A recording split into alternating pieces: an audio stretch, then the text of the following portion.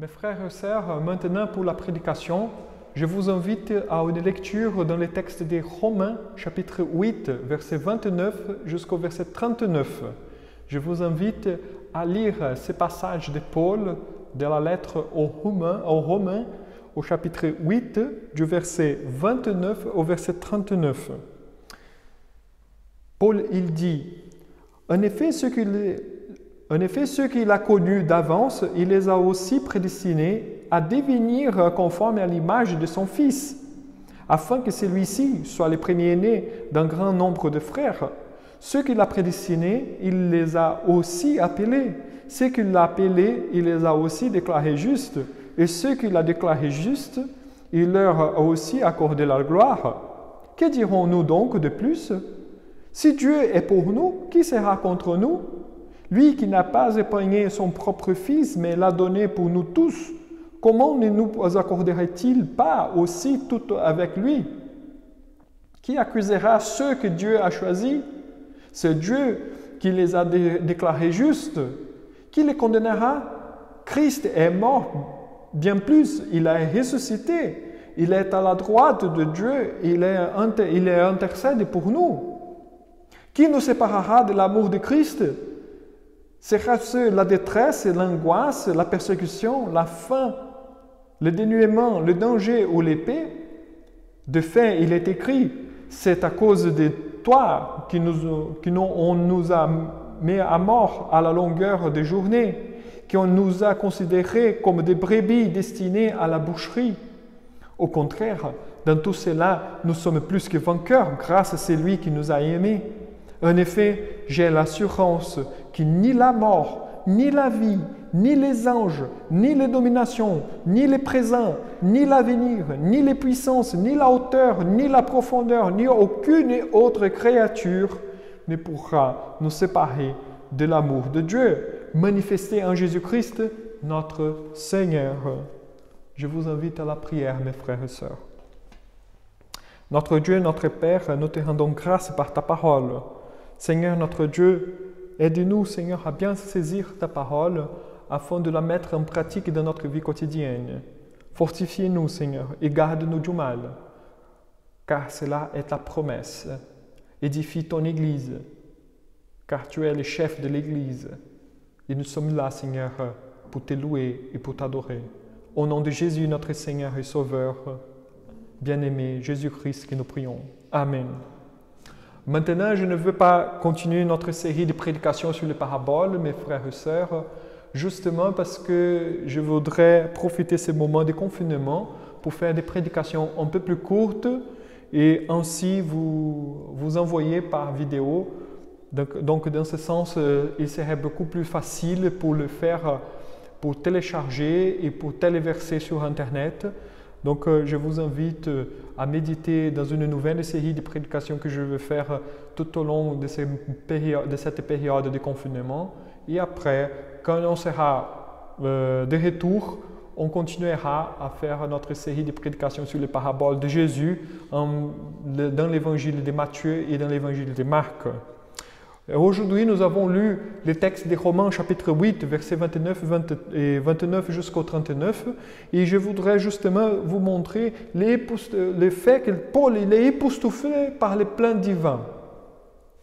Et pourquoi je parle sur ce sujet ce matin? Et justement pour vous souligner une chose que j'ai déjà soulignée dans la liturgie lorsque nous avons lu le psaume 99 et lorsque nous avons lu les textes du second livre des Chroniques au chapitre 7, au verset 11 jusqu'au verset 14.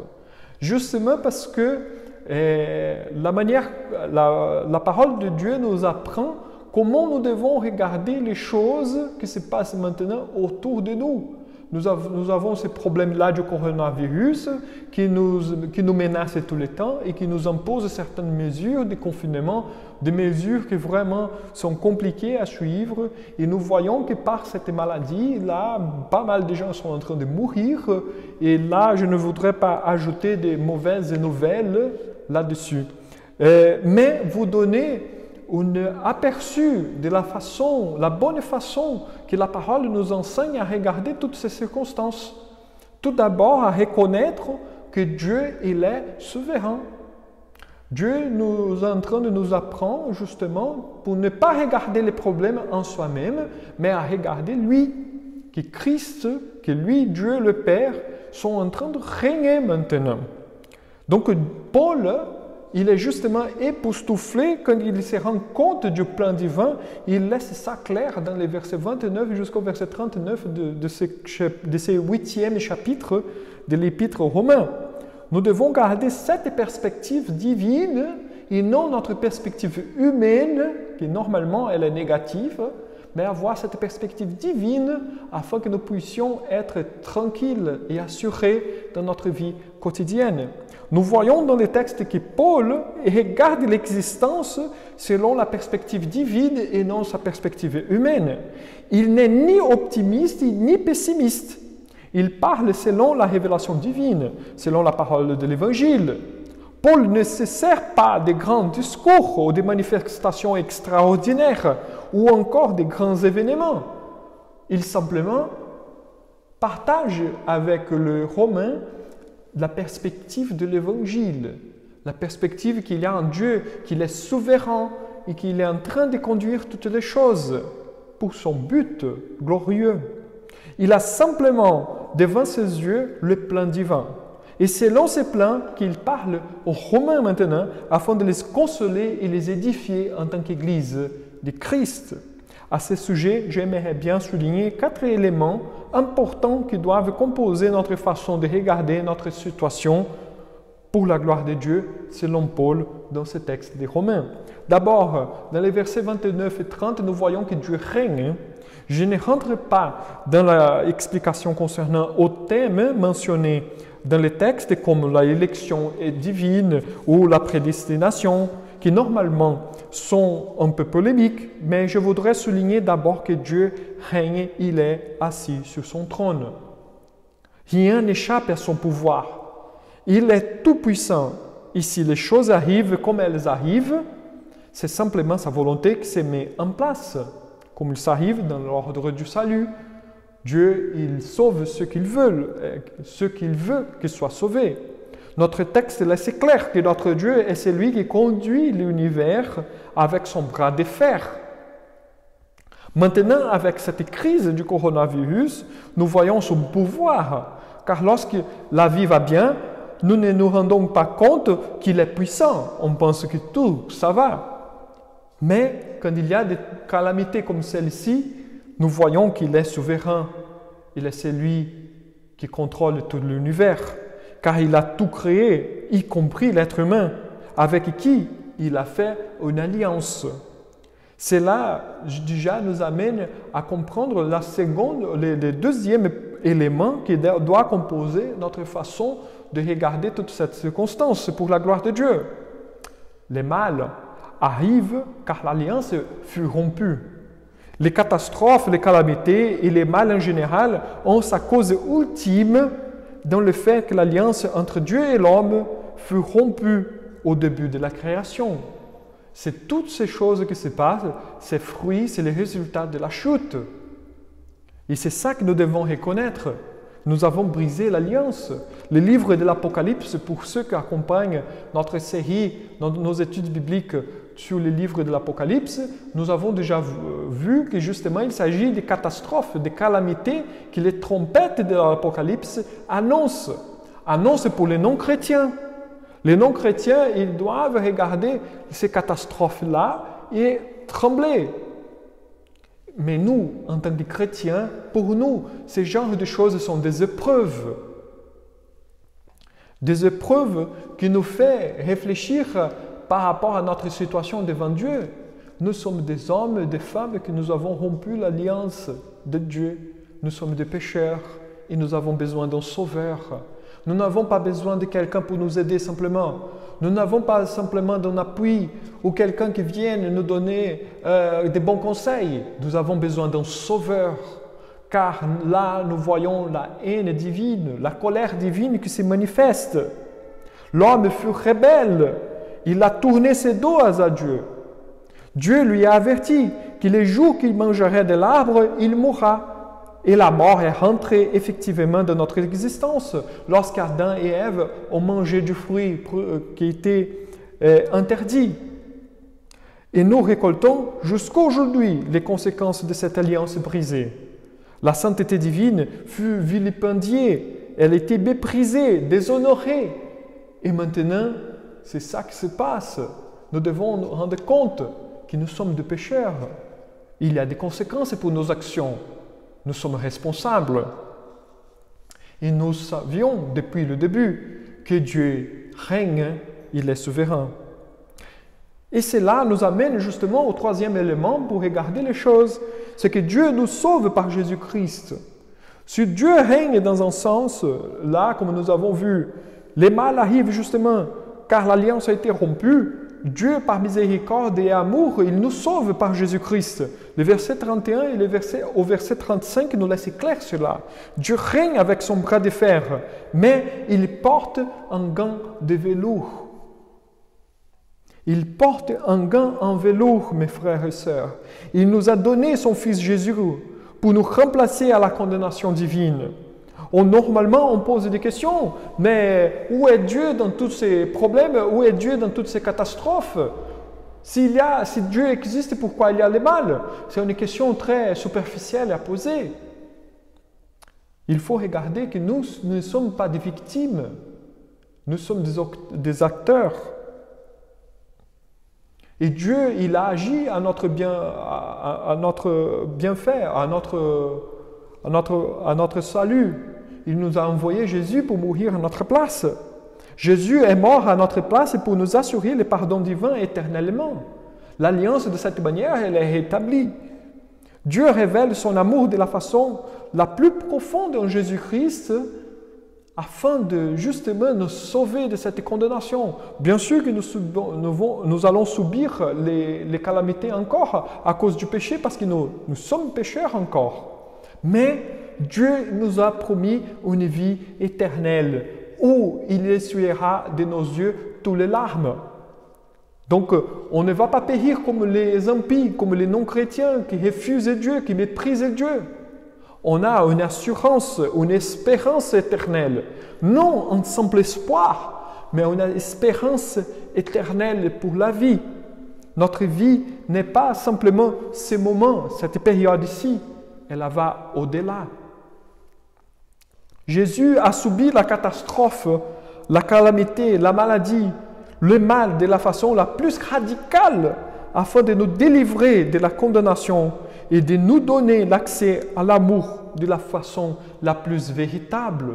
Jésus a subi sur la croix le mal 1000 fois pire que ce mal que nous sommes en train de vivre maintenant.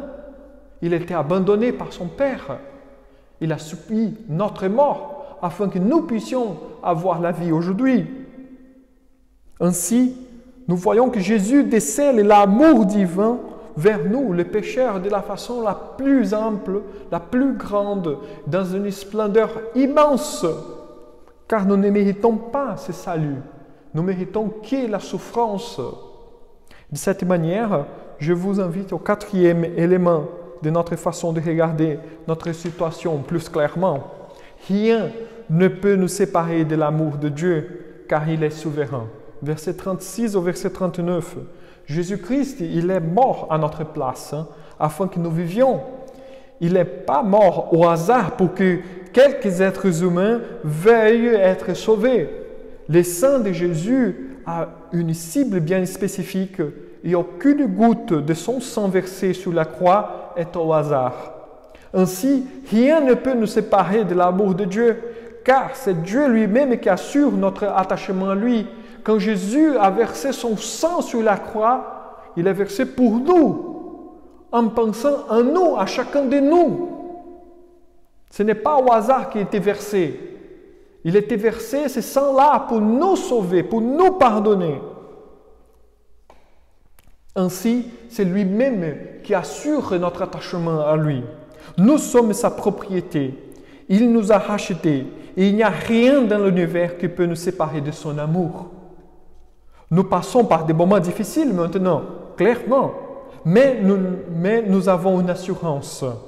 Nous sommes aujourd'hui avec Jésus. nous serons avec Jésus demain aussi, et après-demain, jusqu'à l'éternité. Rien ne peut nous séparer de l'amour de Dieu, car Jésus-Christ est venu pour nous racheter du pouvoir du péché. Donc, nous avons les éléments nécessaires maintenant pour voir notre situation actuelle selon la perspective divine et ainsi persévérer davantage dans les chemins du Seigneur. Ce n'est pas la perspective humaine que normalement nous portons, mais la perspective divine, celle que Paul porte, qu'il est époustouflé par ses plans divins, car toutes les choses arrivent selon la volonté de Dieu. Et afin de conclure déjà cette prédication, je voudrais vous laisser quelques pistes pratiques pour vivre ces moments assez compliqués de notre société. D'abord, je vous invite à regarder les choses selon la perspective divine et non selon la perspective humaine. Ainsi, attachons-nous davantage à Christ, car Jésus nous a prévenus de toutes ces calamités que nous vivons aujourd'hui. Dans l'Évangile, il y a des prophéties de Jésus. Par exemple, en Luc 24, nous trouvons déjà des prophéties par rapport à cela. Cela est simplement les derniers temps que nous sommes en train de vivre. Les temps des angoisses, les temps avant l'accouchement, les principes de douleur, comme dit les textes bibliques. Ce n'est pas encore le jugement final, mais cela nous attire à l'attention pour nous dire « Hop, il y a quelque chose qui se va passer à l'avenir. » Nous devons nous attacher donc davantage à Jésus-Christ, car il est notre Seigneur. Nous avons déjà, en tant qu'Église, plusieurs maladies. Nous avons déjà passé, en tant qu'Église, par plusieurs maladies, par plusieurs pestes. Si vous remarquez dans le passé, l'Église a subi plusieurs pestes. Et quand même, elle a survécu. Et on va survivre maintenant aussi. Ben, nous sommes invités à nous attacher à Jésus-Christ. Tout au long de cette période, entre la première venue et la seconde venue de Jésus, les trompettes de Dieu sont en train de sonner afin d'annoncer aux gens que le jugement final arrive et que Christ est là pour les délivrer comme il nous a déjà délivrés. C'est pour ça que nous devons profiter de ces moments pour partager l'espérance et l'amour de Dieu à ceux qui sont désespérés maintenant à cause de ce coronavirus. Bien sûr, nous sommes en train de subir, mais les chrétiens doivent avoir le repos en Christ, car Dieu nous a promis une vie éternelle avec lui. Ne fixons pas nos yeux dans les choses de ce monde, dans les situations. Fixons nos yeux en Jésus-Christ, notre Sauveur. Mais la question que nous devons nous poser, comment pouvons-nous nous attacher à Christ davantage? Maintenant, nous devons repenser notre façon d'être Église. Le président de la République, dans un de ses allocutions, il nous a dit pour retrouver l'essence de l'essentiel. Bien sûr que le président de la République ne voit plus que le bout de son nez. Mais là, nous, en tant que chrétiens, nous pouvons redécouvrir l'importance de notre culte à la maison, par exemple. Normalement, nous avons l'habitude de venir le dimanche matin. Nous avons l'habitude de venir l'étude biblique, les réunions de prière et c'est tout. Mais ici, nous avons l'opportunité de redécouvrir l'essence de l'essentiel, de revenir à nos cultes à la maison, de développer l'habitude de prier et lire la parole de Dieu avec notre famille. Profitons pour ces moments pour lire la Bible d'une façon personnelle et aussi d'une façon familiale. Prions ensemble en tant que famille. Séparons un moment de la journée pour lire et prier ensemble.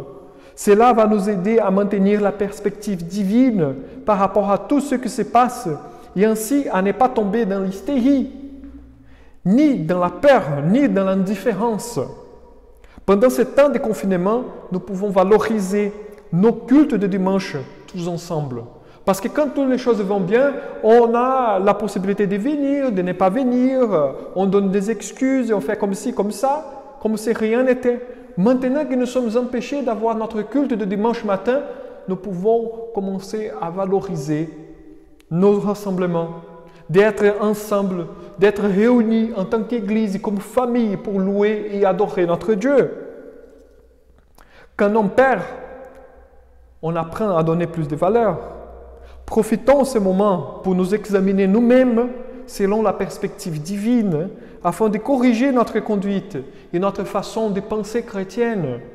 La parole nous donne les éléments, comme je viens de vous exposer les Romains chapitre 8. La parole nous donne les éléments pour porter la perspective divine, pour ce qui se passe autour de nous, mais aussi à l'intérieur de nous.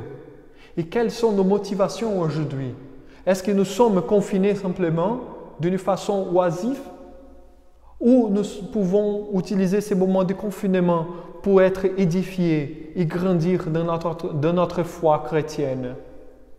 C'est pour ça que je vous invite maintenant à la prière. Notre Dieu, notre Père, nous te rendons grâce.